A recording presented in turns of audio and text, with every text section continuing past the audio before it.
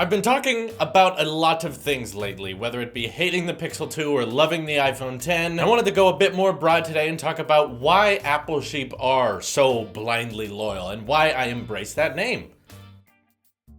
So one thing I've begun to notice is that the Apple sheep army, as many would say it, the giant group of people that have earned this name of whether it be sheeple or iSheep or Apple sheep, of blindly following Apple no matter what. Where did this originate and why are so many of us so willingly devoted to this one company? And I'll be honest, there's not really any other companies I feel this way towards. This doesn't come out of nowhere. I mean, sure, there are people who love other brands like Samsung or Google, but neither of those companies can really support the vast ecosystem or have as much brand loyalty as Apple fans do to Apple. Just think of the lineup of people who go to buy iPhones, or how many people didn't wear Apple Watches before the Apple Watch came out, and then Apple made one, so then they decided, yep, I'm gonna buy one now. It goes far beyond just iPhones, because lots of people buy smartphones, but not everyone buys smartwatches and tablets, yet Apple sheep seem to make them work in their daily lives. One of the reasons I was very much okay with starting an Apple sheep bias channel on YouTube was that I felt like on YouTube there was a predetermined bias towards Google. Many YouTube channels, at least all the ones I was watching, kept saying why if you bought Apple you were an idiot, how there's so many better options and Apple is so far behind, to the point where it started to feel a bit discouraging that you liked this company. And I just couldn't accept that it was just because I was dumb. I thought I had genuine reasons and they are justifiable. Not to say that anyone who doesn't like Apple is wrong, or anyone who chooses a Samsung phone, or anyone who buys a Samsung phone is wasting their money. It's totally understandable to not go with Apple, and I won't hate you and I won't hate your opinion just for believing that. It's not what I'm choosing, which is why I like to debate it, but I still think there's a way we can be respectful towards each other. And the problem I've noticed when having a lot of different debates with certain people is that they bring up the reason Apple products are so expensive, the reason Apple is the most valuable brand in the world is just because consumers are dumb, because they're blind and they will follow Apple. And every time that came up in a conversation, I found it a little frustrating, because it's like, well,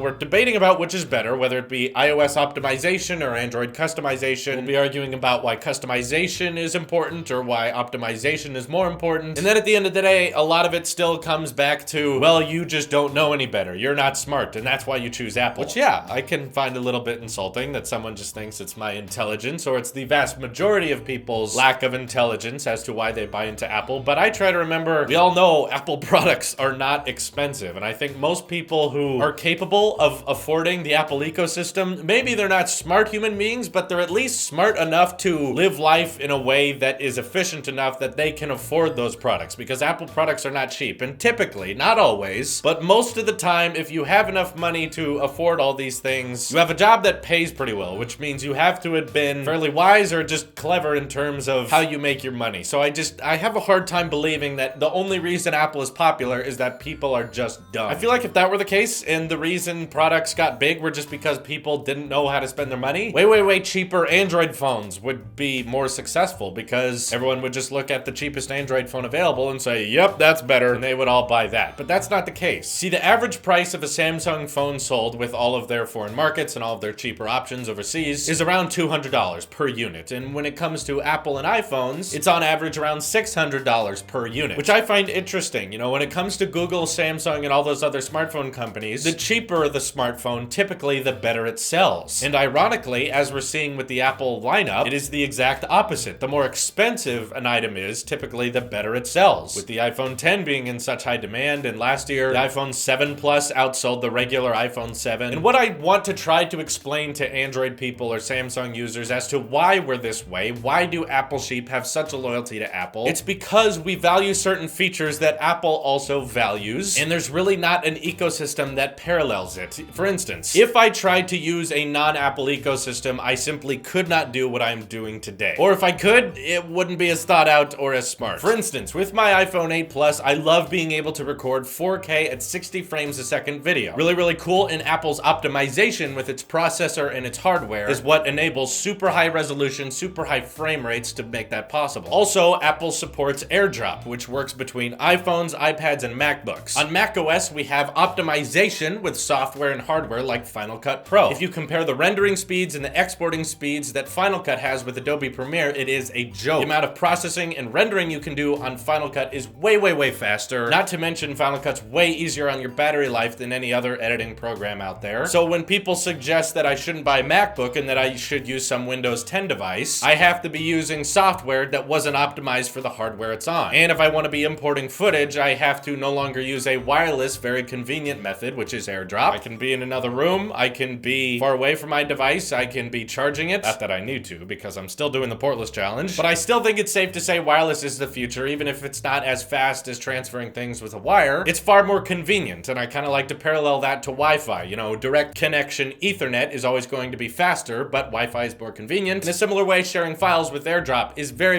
convenient, very nice, and I can share my video files to my Mac, and I can edit them on Final Cut, which is very optimized, and export them on there very quickly. So having this ecosystem that includes AirPods, where things can very seamlessly connect to all my different devices. For instance, I have a cellular Apple Watch, so sometimes I leave my phone at home when I don't want to take it with me on a bike ride or something. If I want to listen to music on that time, I can. Now with the watchOS 4 beta, you can listen to any Apple Music song, streaming it over cellular. I still get texts, I still get calls, but of course when it is in range of my iPhone, it pairs with it very seamlessly, and it's a great notification management system. Also, continuity. Apple designs into all of their programs so that if you start writing a note on one device, you can hand it off to a different device very quickly. And as convenient as all these things are, the competition really can't parallel to that level. You know, Google has a lot of cloud services, which is nice, and they're beefing up their smartphone lineup, but you've noticed when it comes to powerhouses in editing and video desktops, there's not really much there. They just introduced the Pixel Book, but it relies on file sharing between your phone and your laptop on internet speed. So if your Wi-Fi is that fast, sending all of your Google Pixel photos to your laptop is going to take a while, unless you're using a hardline connection. And even then, if you get all of your 4K video onto your Pixel Book, editing it is not really that possible because Chrome OS is not super capable with editing programs. You could even, in a very complicated way, try to put Windows 10 on your Chromebook, which means even less optimization. And even when that happens, you don't have a Microsoft design editing program that takes good advantage of the hardware it's on, that allows for fast exports, fast rendering, and all that kind of stuff. Whereas AirDrop can work in your car. You don't need internet for AirDrop to work. Whether you took pictures on your iPad or took video on your iPhone, it can all be shared wirelessly to your Mac. And again, whether that be a desktop or a laptop. Apple also has a lot of high-end class computers with 5K displays and lightning-fast CPUs so that the pro market can also appreciate that, and also for everyday consumers, they can appreciate iPhones and Apple Watches. And while you bring up that these products may be expensive, worth is determined by what someone is willing to pay for it. And the fact that Apple is so popular, and the fact that demand for all of their products is so high, you know, Apple single-handedly is keeping the tablet industry and the smartwatch industry alive. That shows that people look at Apple's products and think they're willing to pay for it. And of course, you're welcome to just believe that it's because we're all stupid. I cannot stop you from believing that, but I would like to respectfully disagree. The people who appreciate this entire ecosystem are doing something with it. Usually they're either appreciating the software or they're using it to its full potential, like me. I could not do this job on YouTube without my Apple ecosystem. And I think my channel wouldn't be that interesting if I was less biased towards all phones. There's tons of YouTubers out there that just kind of tell you the facts and run you down what each individual phone does. And when I did Tailosive Tech, I knew that in order to make my channel grow, in order to be interesting, I had to be honest about it. And frankly, everything I say on this show is truly my genuine opinion. And I do believe that Apple's ecosystem really hasn't been competed against. There's Samsung and Google battling the smartphone industry, and there's Microsoft battling the PC industry, but neither one of these companies does all the same things Apple does. In fact, some companies don't do any of what Apple is doing. So we have that brand loyalty because of the reliability of all their products. We've had a history of them working well. I know not everyone has that history, but it has stuck with me. Every Apple product I've used and unboxed has been incredibly helpful, and I've always enjoyed it and found it to be thought through and smart. And that doesn't mean I think Apple is perfect. There's tons of things I think they do that don't make sense. For instance, the Apple Book, I never thought was smart. A $300 pamphlet full of old Apple pictures, that's dumb. I'm an Apple sheep and I think that's stupid. I can't believe people spent money on that. I also think smart keyboards for iPads are unnecessary because it seems that MacBooks are trying to make keys thinner and thinner, but iPads already have virtual keyboards, and charging $160, $180 for a keyboard for your iPad, are you serious? That's ridiculous. And also, Apple's terrible at naming things. iPhone 8 and 10, why not 7S in addition? I don't know. MacBook, which is the lightest, MacBook Air, which is not the lightest, and MacBook Pro. They removed the headphone jack on the iPhone, but not on everything else. Like, again, no company out there is perfect. And while I do think Apple is the best, they definitely have their flaws, and I will admit that. But before companies go out publishing articles about how the Pixel 2 or the Note 8 is an iPhone killer, keep in mind they run Android, and half of the reason we love these products so much is because of the software optimization. That's what we value as important to us. And Android fans out there, you can have your customization, you can have your freedom of a diverse ecosystem. Totally fine with that, and I hope it works for you. All I'm saying, for me to do my job and for me to have an efficient ecosystem, I love having the same point of view design through and through between hardware and software on Apple TV, Apple Watch, iPhone, iPad, MacBook, and iMac, and to all the accessories that extend out of that. So, of course, I'm sure I triggered a lot of you. Let me know all your thoughts in the comments below. This is your Apple Sheep here, and I will see you in the next one.